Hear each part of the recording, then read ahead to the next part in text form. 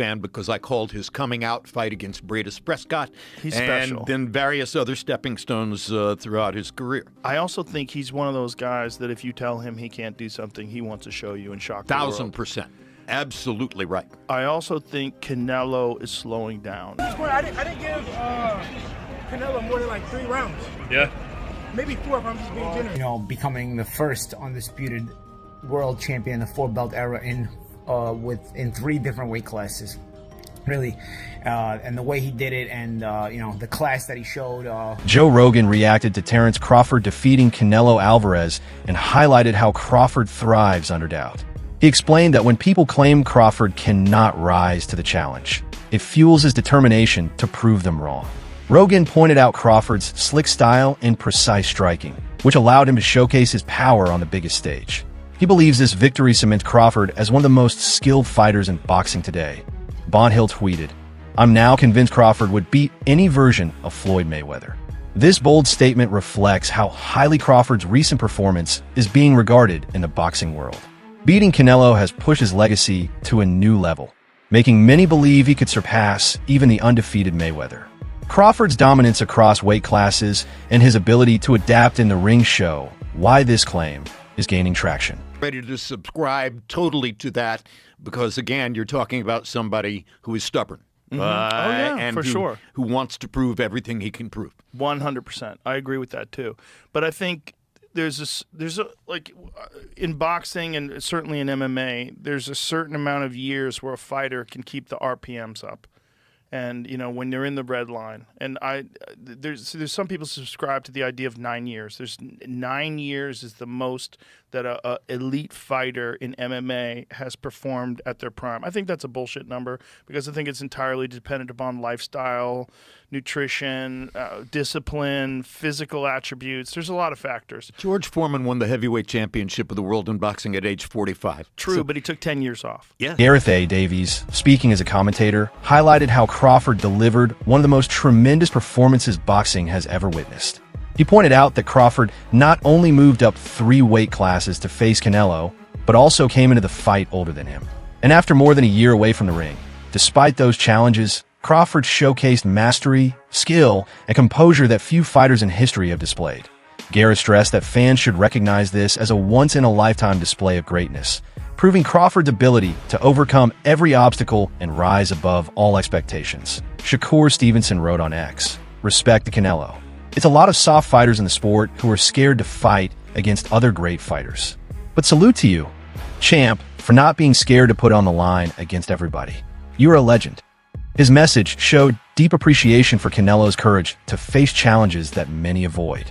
Stevenson's words reminded fans that greatness isn't only about winning, but about taking risks against the best. Throughout the course of the week, we said that this is a game of IQ. There's going to be movement within the fight. You're going to have to answer different types of questions and bring different types of game plan. Crawford did that. He was able to do it backwards. He was able to do it forwards. He could trade in the pocket, catch the stuff, and then counter.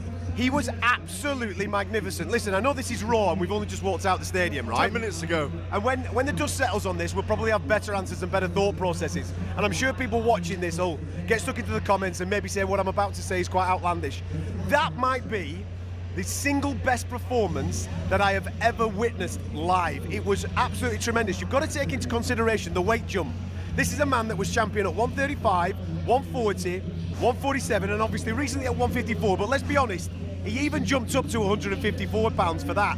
To go then up to 168 and take on the former pound-for-pound #1 king on a Mexican holiday weekend in Las Vegas and managed to beat him on the cards when the judges tried to do him, mate, it is out of this world what Terence Crawford just did. And he needs all the flowers in the world, he needs all the praise in the world. And I don't think you're wrong, mate, by saying he's the pound-for-pound #1. It's an ever-moving list. That performance alone deserves to put him right at the top of the chart. Yeah, he's become... There's an argument that he becomes an all-time great with that performance, like you say, because the majesty, the poise, the presence all week, the pinpoint accuracy of everything he did in there, to the fact that in the end Canelo was frustrated and knew he couldn't do anything to Crawford, and he started visibly frustrated, wasn't he? No, visibly frustrated that he started to do a weird kind of showboating because he didn't have any answers for what was happening and unfolding in front of him. I think Terence Crawford has rubber stamped himself as an all-time great tonight, and I want to revise a view on him. I wondered whether he would have been capable of beating Floyd Mayweather at welterweight. Oh, you're going for it now, aren't you? And I think, yeah, we got to. I think he may well have. Paulie Malignaggi emphasized that Crawford had achieved something historic. Becoming an undisputed champion across 4 divisions is rare, and the way Crawford executed it against Canelo stood out.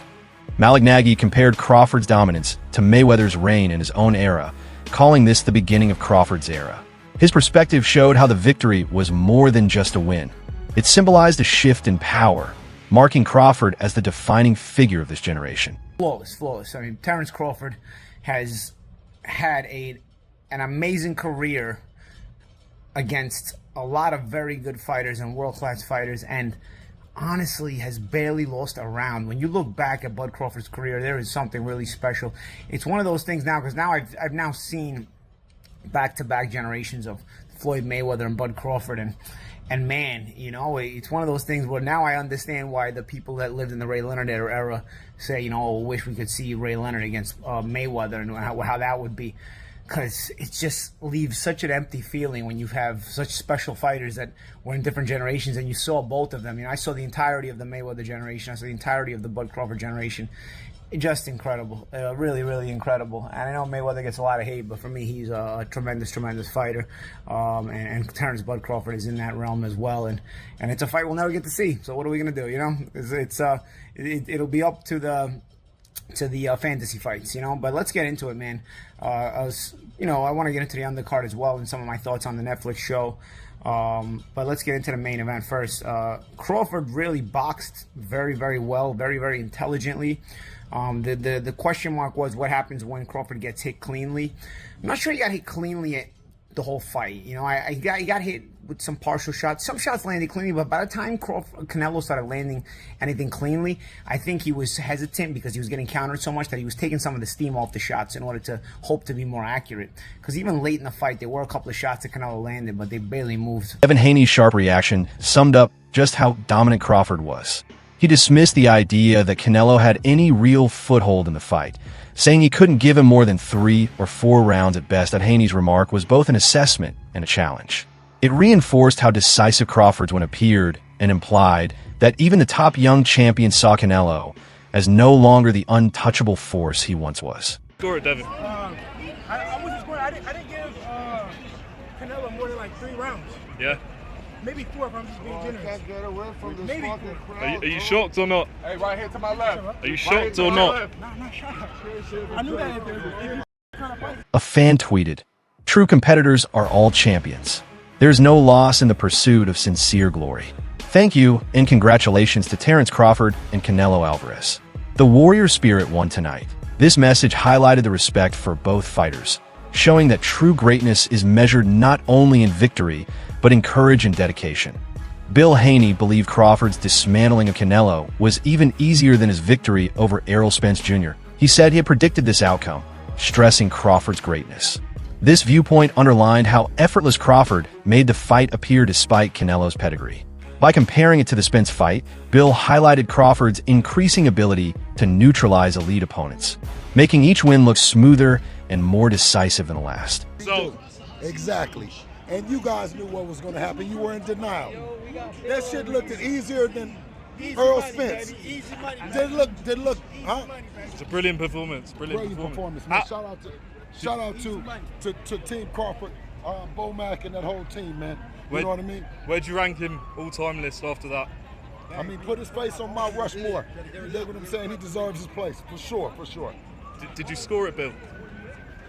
Yeah, I scored it a lot for Crawford and a very little for Canelo. If any. I don't know. 116, 112? Listen, I don't know. I mean, I could pick one or two. I could pick 1 or 2 in there or something like that. I know it's straight after the fight. But do you want to see Crawford go out on that, or do you think there'll be a rematch? I don't hear a bunch of partying going on. I listen. It sounds like a funeral home in Allegiant Stadium. Did Crawford win? It sounds like it's a funeral home. Look, you see over there. You see it's quiet. It's quiet as shit. Yeah. Is it a holiday or what? Oh my God. Oh my God. Listen, that's a Crawford fan. He's Mexican. Now, listen. Hey, y'all know what's up. Crawford did it. And only person that's talking is me. November 22nd. If you don't want to hear nothing else, Crawford is great. November 22nd. Another fan tweeted, Crawford is out of his prime and older than Canelo. But beat him fair and square. No catch weight or nothing. I mean, he lost to a fighter who came up 3 weight classes. No excuses. This reaction captured the significance of Crawford's win, emphasizing that despite being older and moving up multiple weight classes, he still proved superior. It left no room for excuses, cementing the victory as one of boxing's greatest achievements. Analysts made it clear this fight wasn't just about belts. It was about legacy. The narrative was simple. The winner would walk away recognized as the greatest of this era. With Crawford's victory, he firmly claimed that crown. Analysts stressed how well he executed the plan, neutralizing Canelo's strengths while displaying every tool in his arsenal.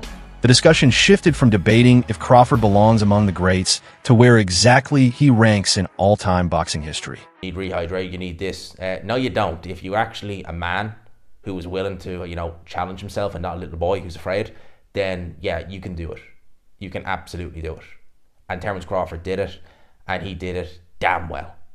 Credit to Terence Crawford. Absolutely. Honestly, I'm still... Because for me, although I was picking Canelo Alvarez to win this fight, and although I've been a fan of Canelo Alvarez for many, many years, he was one of the main guys who got me into boxing. I have loved Terence Crawford, loved watching him fight for years and years and years. I remember staying up at the time, and I actually made sure to get the HBO feed to get his fight with Victor Postal. And I remember, it wasn't one of his more entertaining fights, but I remember just being just in awe of the skill and ability of Terence Crawford at the time. I remember Bob Arum, they're both run by Top Rank, when people were saying, oh, could Loma fight Terence Crawford? And Bob Arum said that would be suicide. It would have been suicide. Could you imagine? Good Lord. I can't put into words how happy I am to be proven wrong, because I love watching Terence Crawford. I think he is phenomenal. Absolutely phenomenal. And it's really fitting, right? I love Canelo Alvarez, right?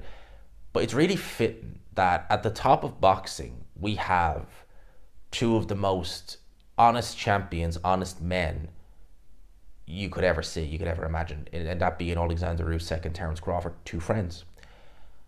And I think they really sum up this era of boxing. If we are coming to the end of it as a whole, I think they really sum it up that if you're dedicated to your profession and you're willing to stay disciplined and you're willing to... Coming back to Joe Rogan, he reacted passionately to the fight, saying Crawford had proven himself to be a superior boxer to Canelo.